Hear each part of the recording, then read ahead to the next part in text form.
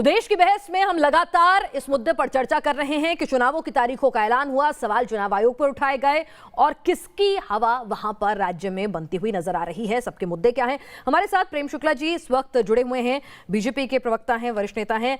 अब निजेश अवस्थी जी भी हमारे साथ हैं, राजनीतिक विश्लेषक हैं, प्रोफेसर हैं DU के। और शोधो बनर्जी हमारे साथ कांग्रेस के वरिष्ठ नेता जुड़े हुए हैं। जितेंद्र तिवारी जी TMC के प्रवक्ता हमारे साथ जुड़े हुए हैं। विवेक श्रीवास्तव जी लेफ्ट के लीडर हमारे साथ इस वक्त जुड़े हुए हैं। यहाँ पर एक बार फिर से मैं जितेंद्र तिवारी जी आपके पास आती हूँ।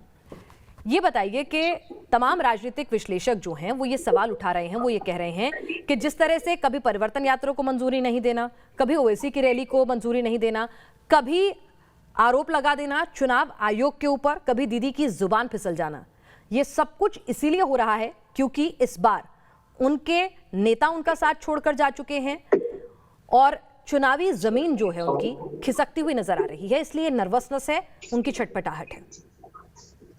देखिए, मैंने पहले भी कहा कि हर पार्टी की अपनी एक विशेषता होती है और हमारी पार्टी की विशेषता ये है कि ये पार्टी कार्यकर्ताओं की पार्टी है, ये नेताओं की पार्टी नहीं।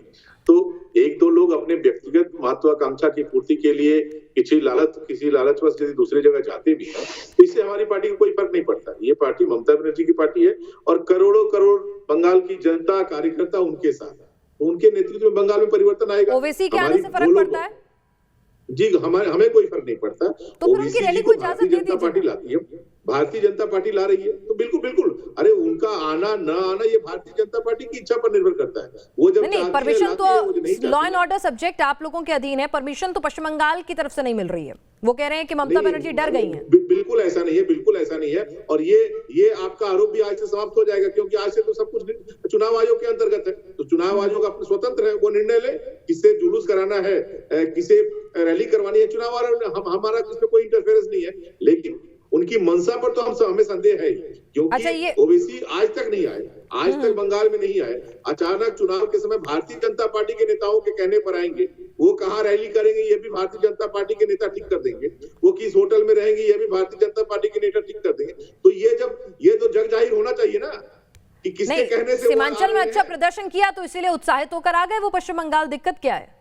नहीं, दिक्कत कोई नहीं, दिक्कत कुछ भी नहीं है, लेकिन उनका असली चेहरा तो हम जनता के सामने लाएंगे ना कि भारतीय जनता पार्टी में और ओबीसी की पार्टी में कोई अंतर नहीं है। इनके अंतर्गत आपस में इनका साठगांठ है। ये इनका असली चेहरा तो जनता प्रेम शुक्ला जी आपको करना ही पड़ेगा ना। बिहार में भी आरोप लगे थे ओवैसी बीजेपी की बी पार्टी हैं और अब फिर से तृणमूल कांग्रेस कह रही है आप ही लेकर आ रहे हैं, आप ही की स्ट्रेटेजी है चुनाव जीतने की। ये ओवैसी और तृणमूल कांग्रेस पार्टी की नीति एक जैसी है और वो बी पार्टी हमारी हो जाते हैं। ओवैसी की पार्टी चाहे उसका जो जब से अस्तित्व है वो कांग्रेस के समर्थन में। ये जो ओवैसी असदुद्दीन है, इनके अब्बा हुजूर सलाउद्दीन ओवैसी जो थे वह भी कांग्रेस की सरकार को समर्थन देते थे। तो कांग्रेस को समर्थन देने का उनका, और तृणमूल कांग्रेस जो है कांग्रेस की से ही निकली हुई एक धारा मात्र है और उस धारा में भ्रष्टाचारियों, हिंसक तत्वों, गुंडों, टोलेबाजों और तुष्टीकरण की नीति से एक उन्होंने बंगाल को सोनार बांग्ला बनाने की बजाय, परिवर्तन करने की बजाय बंगाल को हिंसा के मुख में ढकेल दिया, भ्रष्टाचार के मुख में ढकेल दिया, गुर्बत में मुख में ढकेल दिया। अब उसके विरुद्ध एक जबरदस्त परिवर्तन की लहर दिखाई। प्रेम शुक्ला जी, जय श्री राम और सोनार बांग्ला बनाएंगे के अलावा आप भी तो नहीं बता रहे हो कि कैसे बनाओगे, कौन सी वो नीतियां होंगी? आप भी तो सिर्फ जय श्री राम कहते हुए नजर आ रही है बीजेपी भी, और सोनार बांग्ला बनाएंगे कहती जरूर है, लेकिन कैसे बनाएंगे इसका रोड मैप आप भी नहीं लेकर आ रहे हैं जनता के बीच। देश का आपने भट्टा बिठा दिया, उसी की बात है बॉर्डर के ऊपर, और आप सोनार बंगाल बनाएंगे। सारे गांव तक 30,000। बताइए ना sir, manufacturing zero, agricultural growth rate zero, unemployment super high, पढ़ाई हो गई है महंगी, किसान बैठा है सड़क पे। जब देश का भट्टा बिठा दिया, बंगाल में कौन सा चमत्कार होगा? ये क्यों चिल्ला रहे हैं? चलिए बता दीजिए, बंगाल के अंदर सिलेंडर का दाम क्या होना चाहिए? नहीं, बंगाल के अंदर सिलेंडर का दाम क्या होना चाहिए? बंगाल के अंदर पेट्रोल की कीमत क्या होनी चाहिए?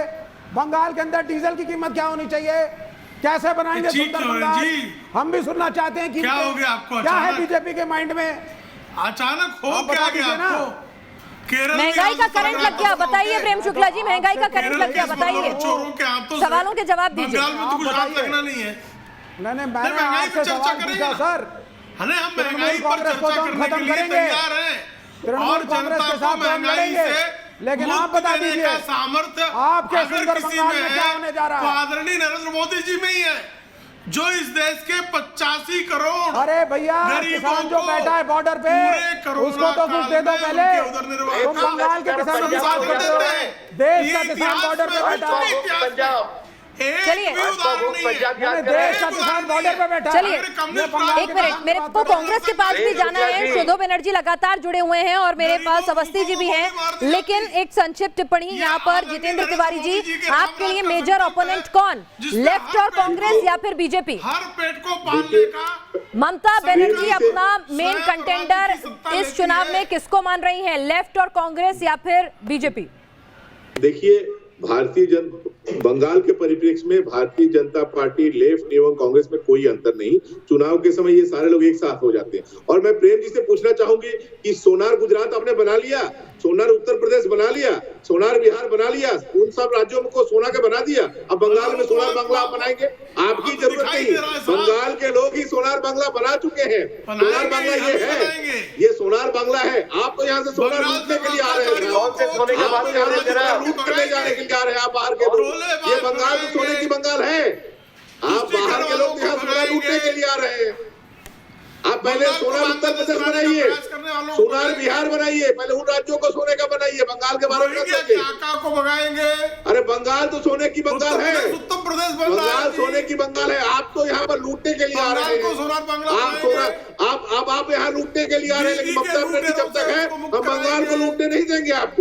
हम आपको बंगाल को लूटने नहीं देंगे। मजबूती के साथ एक एक कार्यकर्ता खड़ा रहेगा, आपको बंगाल को लूटने का मौका नहीं मिलेगा। लूट से मुक्त कराएंगे, बहुत मजबूती के साथ खड़े रहेंगे। ओवैसी के घर में सीबीआई नहीं भेजते आप ओवैसी के घर में सीबीआई नहीं भेजते, क्योंकि आपके मित्र हैं। मुक्त कराएंगे। आप ओवैसी के घर में नहीं भेजते, ओवैसी के घर में आप सीबीआई नहीं भेजते, क्योंकि आपके मित्र हैं। आप सीबीआई भेजेंगे किसके घर में? तृणमूल कांग्रेस के नेताओं के घर में, क्योंकि हमसे आपको डर लगता है। ओवैसी के घर में भेजिए ना। ओवैसी के घर में किसी को भेजा क्या आपने? क्योंकि वो आपके मित्र है, क्योंकि वो आपके मित्र है। ओवैसी आपके मित्र है। आपके भटके भटके तेवर बता रहे हैं कि बंगाल से तृणमूल जा रही है। नहीं, आप बताइए ना, उन्नाव में, उत्तर प्रदेश के उन्नाव में दलित महिला के साथ जो हुआ, कौन सा सोने का उत्तर प्रदेश बनाया आपने? बंगाल को अपमान करना बंद करें, बंगाल को अपमान करना बंद करें, बंगाल को अपमान करना बंद करें। चलिए, यहाँ पर शोधो बनर्जी भी हमारे साथ हैं। बनर्जी साहब, ये बता दीजिए कि 2016 के प्रदर्शन को अगर देख लें, वोट परसेंट को देख लें, तो कांग्रेस इस चुनाव में कहां खड़ी नजर आती है? ऐसा लग रहा है तृणमूल कांग्रेस वर्सेस बीजेपी की ये लड़ाई है। आप और इसका तो आप अगर सबसे पहले मैं तारीफ करता हूं, कम से कम न्यूज नेशन ने 2016 के जो रिजल्ट उस पर निगाह डाले हैं, क्योंकि 2016 में वाम और कांग्रेस ये जो अनऑफिशियल जोड़ था उसको 38.5% वोट मिला था और तृणमूल को मिला था 45% और भाजपा ने 10% वोट काट के तृणमूल को सत्ता में वापस लाए। अब इस बार का सबसे बड़ा मुद्दा क्या है कि तृणमूल के जमाने में भाजपा 0 एमपी से 18 एमपी, सैकड़ों शाखाओं से हजारों शाखाएं और दंगे बंगाल में वापस आ गए। आप बताइए, जो धूप बत्ती लगा के आपके घर के मच्छर बढ़ जाए, क्या वो धूप बत्ती दोबारा यूज करेंगे?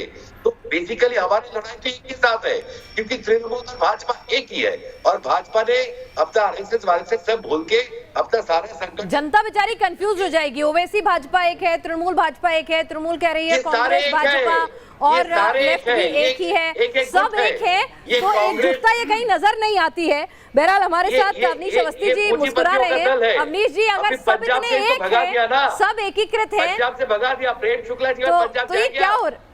अच्छा, एक मिनट जरा, अवनीश अवस्थी जी मुस्कुरा रहे हैं। पंजाब होके आइए, आपके बहुत स्वागत होगी, वहां पे जाइए आप। वैसे एक बात बता दूं, आज आपका चश्मा चेहरा याद आया।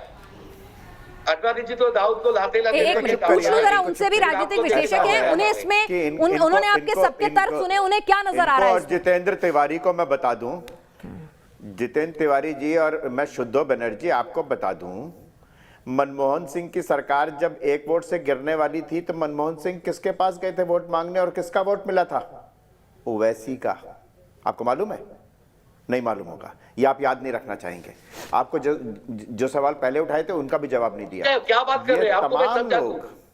तमाम लोग पूरे बंगाल में तृणमूल कांग्रेस, अरे सुन तो लीजिए अरे शुद्ध बनर्जी सुन लीजिए। अब आप, मैं आपको बताता हूं कौन किसके साथ है। कर्नाटक में सरकार बनी कांग्रेस की और जेडीएस की, वहां पर कौन कौन पहुंचा था? वहां पे ममता बनर्जी, सीताराम येचुरी, कांग्रेस की सोनिया गांधी, बीएसपी, एसपी, कौन थे इकट्ठे उस मंच पर? जनता आपके खिलाफ कौन थे? पंजाब के चुनाव कौन थे उस मंच पर इकट्ठे? विवेक श्रीवास्तव की जनता भी भाजपा को कौन थे? जी ना बताओ कौन थे उस मंच पर? बताओ कौन थे उस मंच पर सब इकट्ठे?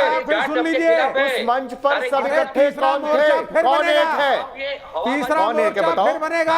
यानी अब बताओ फिर ना कौन सरकार है? क्या सरकार बनेगी, वहाँ तीसरा पे मोर्चा फिर बनेगा। ममता बनर्जी भी थी, आपके कुशाल थे ना वहाँ पर। जैसे डॉक्टर मनमोहन सिंह को जितवाया और लेफ्ट फ्रंट ने सपोर्ट दिया, कांग्रेस ने सरकार बनाई केंद्र में, वही बंगाल में होगा और वही हिंदुस्तान में होगा फिर से। चलिए, तो एक बार फिर से कांग्रेस और लेफ्ट करेंगे, इतिहास को दोहराएंगे और 10% से 40 पार पहुंच जाएंगे और पूर्ण बहुमत से सत्ता में आएंगे। सबके अपने अपने दावे हैं। बहरहाल पश्चिम बंगाल का चुनाव दिलचस्प होने वाला है और जो सवाल हमने पूछा था कि क्या चुनाव की तारीखों पर सवाल उठाना उचित है, देश की बहस के दर्शकों ने जो जवाब दिया है उसमें 90% दर्शक कहते हैं ये गलत तरीका है। 90% लोग नहीं मानते हैं इसे सही तरीका। हमारी कोशिश थी कि आप सभी लोगों को चर्चा में शामिल कर आपकी पार्टी के, आपके जो तमाम तर्क हैं वो दर्शकों के सामने रखें, ताकि हर मुद्दे पर देश की बहस में देश की जनता को सही सब कुछ नजर आने लगे। आप सभी चर्चा में शामिल हुए, आपका बहुत बहुत शुक्रिया।